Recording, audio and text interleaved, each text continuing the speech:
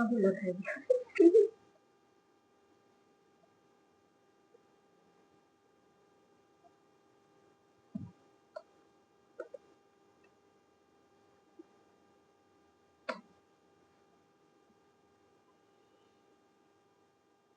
આપણો પેલો video upload કરી દઈશું રાધિકા વાળો એમના મોટું થઈ ગયું ને ચાલો હવે મેનું થલ્લું ફાઇનલી પતશે કેટલા ટાઈમ થી ચાલે એ નવરાત્રી જતી રહી, દિવાળી જતી રહી, આ ના ગયું ત્યારે શું. ચાલો હવે વ્યૂ મેનુમાં સૌથી પહેલા છે રીડ મોડ. જો મેં અહીંયા રીડ મોડ પર સિલેક્ટ કરી તો આનાથી શું થશે, સ્ક્રીન તમારી મોટી થઈ જશે, એટલે કે ફૂલ સ્ક્રીનમાં આવી જશે. ઉપરના ટોપિક્સ તમને જોવા નહીં મળે, બરાબર. એટલે રીડ કરવા માટે જશે. હવે આમાંથી નોર્મલ કરવું હોય તો કીબોર્ડમાં પહેલા નંબરની કી છે ESC અને એસ્કેપ કહીએ. આને પ્રેસ કરશો ને એટલે તમે નોર્મલ સ્ક્રીનમાં આવી જશે. સેકન્ડ નંબરનું છે પ્રિન્ટ લેઆઉટ. જો ઓલરેડી છે એટલે કોઈ ચેન્જીસ નહીં થાય, બરાબર. પણ બાજુનું છે વેબ લેઆઉટ. આ વેબ લેઆઉટ પર ક્લિક કરશે ને એટલે પેજ આ રીતે કન્વર્ટ થઈ જશે. ઇન્સર્ટ આમાં પણ પેજની સાઈઝ મોટી થઈ ગઈ એટલે વેબ લેઆઉટ. હવે નોર્મલ કરવું હોય ને તો પ્રિન્ટ લેઆઉટ થઈ જશે, તો પ્રિન્ટ લેઆઉટ પર ક્લિક કરી દેવાનું, બરાબર. એટલે આ 3 ઓપ્શન ખાલી પેપરની સાઈઝ માટે છે. બીજું અહીંયા છે આઉટલાઈન. હવે આઉટલાઈનમાં કેવું છે, આની પ્રેક્ટિસ ના કરતા ખાલી જોવો. જો મેં આઉટલાઈન પર ક્લિક કરી તો અહીંયા સુધીના ટૂલ્સ અલગ અલગ આવશે. તો આની અંદર કેવું કરવાનું, તો ફોર એક્ઝામ્પલ અહીંયા ફર્સ્ટ નંબરનો પેરેગ્રાફ છે, એ આખા પેરેગ્રાફનું હું સિલેક્ટ કરી. સિલેક્ટ કર્યા પછી અહીંયા છે બોડી ટેક્સ્ટ. આ બોડી ટેક્સ્ટની અંદર તમને 9 લેવલ મળી જશે, બરાબર. તો આના પર સિલેક્ટ કરવાનું લેવલ 1. પછી બીજા નંબરનો પેરેગ્રાફ સિલેક્ટ કરવાનું, બોડી ટેક્સ્ટમાં જવાનું અને લેવલ 2. આપણે રેફરન્સ મેનુમાં શીખી ગયા એના જ જેવું છે, ખાલી ઇન્ડેક્સ નહીં આવે, આમાં લેવલ જ આપવાનું, બરાબર. તો જો મેં 2 લેવલ આપી એમાં પ્લસ બતાવે છે.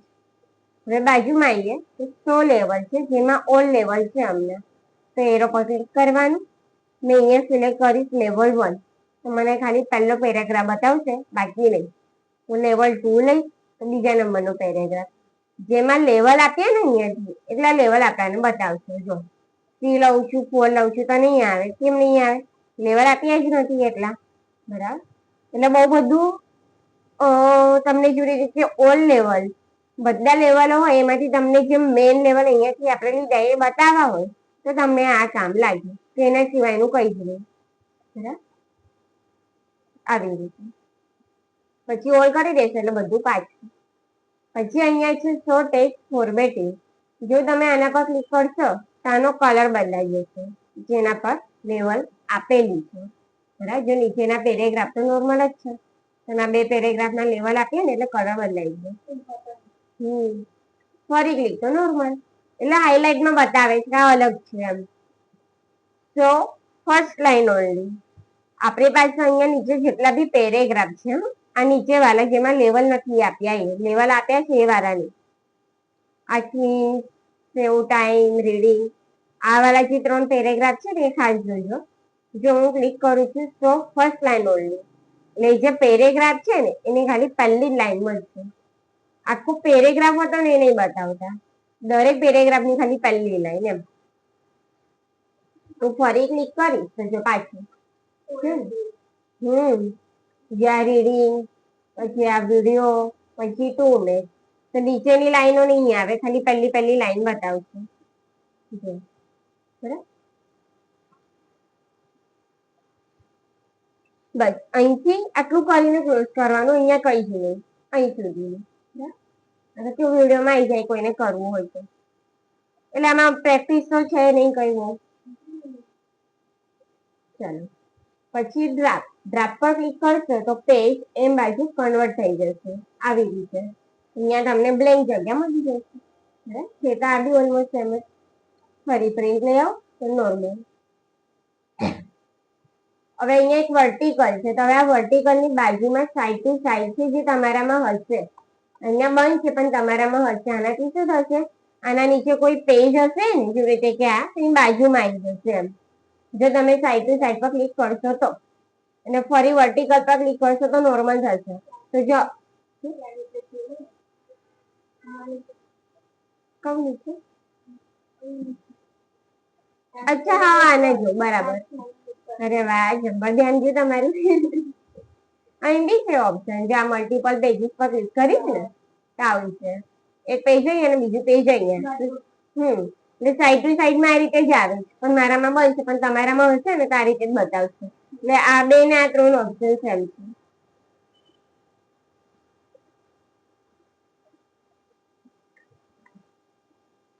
પછી રૂલર, એટલે આ રૂલર જે આપણે આગળ શીખી ગયા, બરાબર. ફરી ક્લિક તો પાછું હાઈડ થઈ જશે, અને જોઈએ તો પાછું ક્લિક કરવા આવી જશે. પછી ગર્લ લાઈન, તો બેકગ્રાઉન્ડમાં આ રીતેની લાઇનિંગ આવી જશે, કે ગ્રાફ વગેરે બનાવવું હોય ને એના માટે યુઝ થાય. ફરી ક્લિક તો હાઈડ. નેવિગેશન પેન, આના પર ક્લિક કરશો ને તો અહીંયા ત્રણ ઓપ્શન મળશે, જેમાં જવાનું છે પેજીસમાં. એમાં અહીંયા તમારી પાસે પેજ આવી જશે, જેટલા બી હશે. તમે જે પેજને સિલેક્ટ કરશો ડાયરેક્ટ એ પેજ પર પહોંચી જશે. પછી ક્લોઝ કરશો તો પાછું જતું બી રહેશે. પછી ઝૂમિંગ, જે આપણે બધાને ખબર છે, પેપરની સાઈઝ નાની મોટી કરે, જે મેં તમને શીખવાડ્યું હતું કંટ્રોલ અને સ્ક્રોલ કરીને. નીચે સ્ક્રોલ કરશો તો પેજ નાનું, ને અપ સાઈડ સ્ક્રોલ કરશો તો મોટું. તો બસ આ ઓપ્શન જ છે. ઝૂમિંગમાં આવો, તમને અહીંયાથી છેલ્લી સાઈઝ જોઈએ લઈ લો, જેવી રીતે કે 75 ને ઓકે. આ તો ઓલરેડી નાની સાઈઝ છે, જ્યાં નોર્મલ થઈ. એના કરતા બી હજી વધારે નાની કરવી હોય તો જો અહીંયા ઓપ્શન છે, જો સ્લાઈસ થઈ થશે. 100, 200 આ બધી મોટી સાઈઝ જો, બરાબર. 100% આપણી રેગ્યુલર સાઈઝ છે, જે આપણે રોજે યુઝ કરીએ. પછી આ તમને જોઈ લીધું. 1 તો એક પેજ, મલ્ટીપલ તો આજુબાજુમાં, અને પેજ વી, પેજ મોટું. બરાબર. પછી 100% લઈ લેવાનું એટલે નોર્મલ થઈ જાય. ચાલો, હવે અહીંયા એક ઓપ્શન છે ન્યૂ વિન્ડો નો. જો ન્યૂ વિન્ડો એટલે કે શું, આપણે જેમાં અત્યારે વર્ક કરીએ છીએ જે પેજ પર, એને આપણે વિન્ડોઝ કહી શકીએ છીએ, કે આ એક વિન્ડો છે આપણી પાસે. બરાબર. મને આવી કોપી ટુ કોપી વિન્ડો બીજી ઓપન કરવી છે. મીન્સ કે આવું આખું પેજ મારે બીજું જોઈએ, વર્ડનું આખું, પેરેગ્રાફ નહીં એકલા. બરાબર. મને આ જે ડોક્યુમેન્ટ 1 છે, વર્ડ લખેલું છે, આ વર્ડનું આખું પેજ જોઈએ છે, કોપી કરેલું સેમ ટુ સેમ આ પેરેગ્રાફની સાથે. તો ન્યૂ વિન્ડો પર ક્લિક કરશો ને તો તમને મળશે. જુઓ, નીચે હું કર્સર લઈ જઉં અહીંયા વર્ડ પર, તો ડોક્યુમેન્ટ 1 છે. હું ન્યૂ વિન્ડો પર ક્લિક કરીશ ને, હવે નીચે આવીશ વર્ડ પર, તો જો ડોક્યુમેન્ટ 1 of 2 આવી, તમને એની કોપી મળી ગઈ એમ. બરાબર. જો હજી 3 કરતા વધારે ના લેતા, જો ન્યૂ વિન્ડો, એટલે આની સેમ વિન્ડો તમને મળી. આ ત્રણેય અલગ અલગ છે, તમે અલગ અલગ નામથી સેવ કરી શકો છો. બરાબર. અંદરનો ડેટા વગેરે તમને કોપી મળી ગયો. જોવો તો હવે શું કરવાનું, નીચે છે અરેન્જ ઓલ, જો અરેન્જ ઓલ પર ક્લિક કરશો ને એ ત્રણેય વિન્ડો એક સાથે આવી જશે. બરાબર. એટલે મેં તમને કીધું કે 3 કરતા વધારે ના લેતા, નહીં તો કંટાળી જશો. એટલે ક્લોઝ બી કરીશું. હજી આવી તો રાખીએ ને, બંધ કરીશું એના માટે. તો જો અહીંયા છે ને મેક્સિમાઇઝ પર ક્લિક કરી દેવાનું, જે આપણે શીખી ગયા. કોઈ બી ઓપ્શન માંથી, 3 માંથી ગમે તેમાં ક્લિક કરી દો મેક્સિમાઇઝ પર, એટલે તમે નોર્મલ પેજ પર આવી જશે. નીચે છે split, split window, which is see two section of your document at the same time. એટલે કે તમે તમારા ડોક્યુમેન્ટને બીજા પાર્ટમાં જોઈ શકો છો, કોપી ટુ કોપી. કેવી રીતે, ફોર એક્ઝામ્પલ જુઓ, મેં અહીંયા ક્લિક કરું છું સ્પ્લિટ પર. જો આને સ્ક્રોલ કરું, યસ, ઉપરનું જે પેજ છે ને એ જ નીચે પેજ છે, એને અડધું કરીને આપી દીધું એમ. પછી કર્સર અહીંયા લાઈન પર લઈ જશે ને તો અહીંયા 2 એરોઝ આવશે રીસાઈઝ લખીને, તો ત્યાં બટન દબાઈ રાખવાનું માઉસની લેફ્ટ સાઈડનું, એનાથી તમે આવી રીતે ઉપર નીચે બી કરી શકશો. બરાબર છે. તો ઇવન તમે કંઈક કામ કરશો ને તો બંનેમાં સેમ થશે. જો આવશે. બસ પછી કશું નહીં કરવાનું, રિમૂવ કરી દેવાનું તો નીકળી પણ જશે. બરાબર.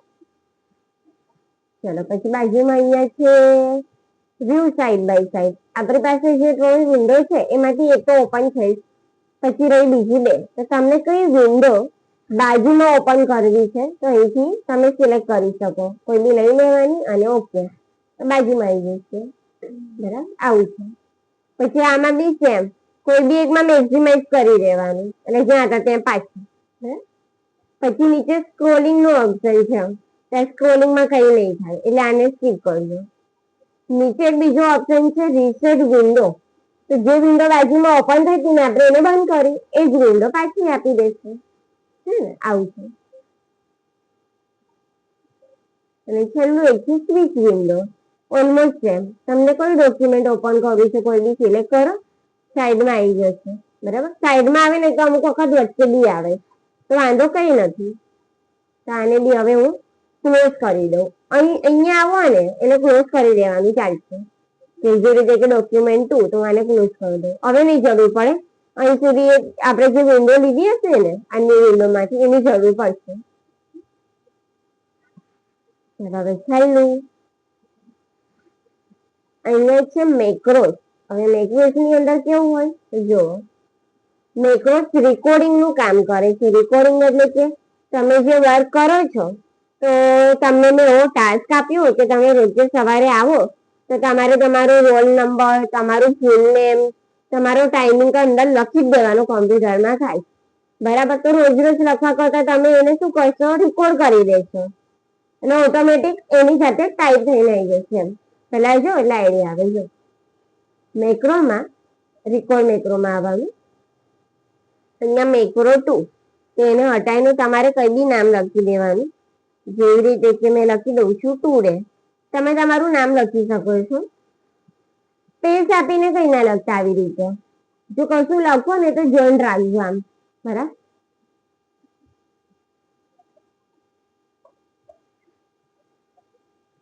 પછી અહીંયા ક્લિક કરવાનું કીબોર્ડ પર, તમને જે નામ છે એ લખી દેવાનું. પછી કીબોર્ડ, અહીંયા શોર્ટકટ કી આવશે.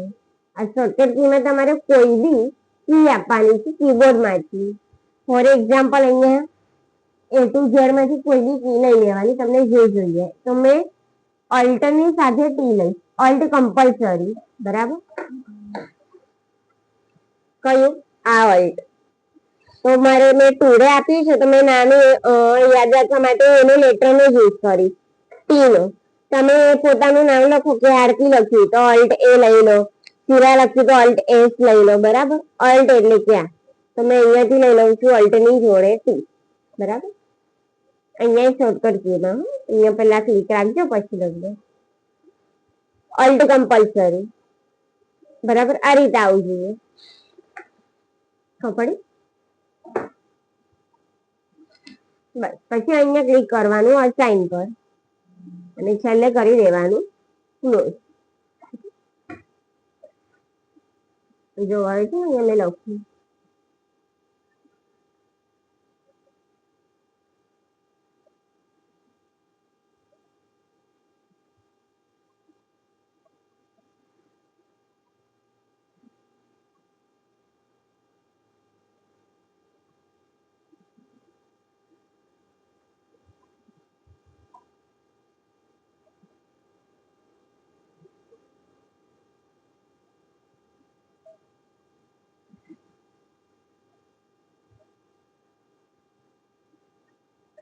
આ રીતે.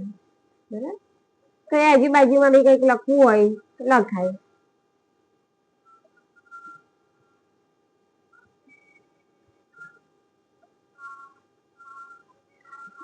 તો આ મારું રોજનું કામ છે. તો હવે મેં આને શું કરીશ, લખી દીધું, સ્ટોર કરી રહી છું આને. તો અહીંયા તમને એરોના નીચે લોગો દેખાય છે, દેખાય સ્માઈલ જેવો. એનો મીનિંગ એવો કે રેકોર્ડિંગ ચાલુ છે.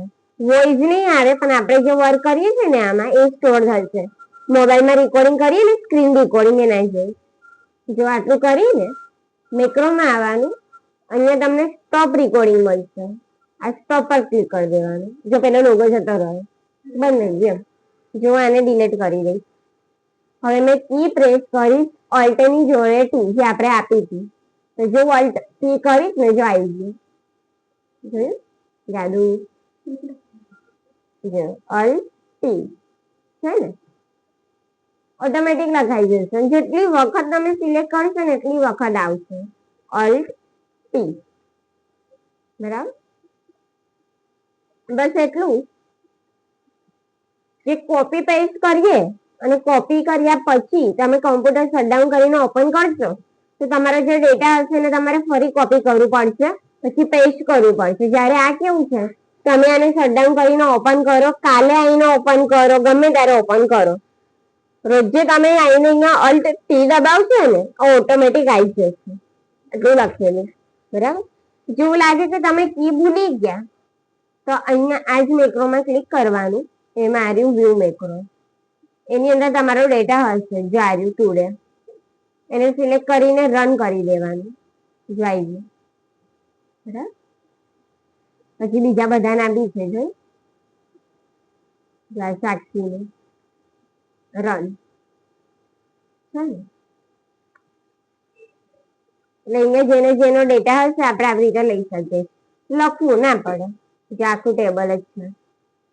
પણ જો અહીંયાથી હું ડિલીટ કરી દઈશ, બીજી રીતે કે ટુડે ને હું ડિલીટ કરી દઉં છું અહીંયા યસ, તો હવે ઓલ્ટ ટી નું કામ નહીં થાય. જો કઈ નહીં થતું. ત્યાં રેકોર્ડ તમારો હોવો જોઈએ, ત્યાંથી ના જવો જોઈએ. બરાબર, થઈ ગયું. આની સાથે માઇક્રોસોફ્ટ વર્ડ પૂરું થયું. હવે તમે લોકો છે ને 5 મિનિટ બેસો, તો બંધ કરી દો.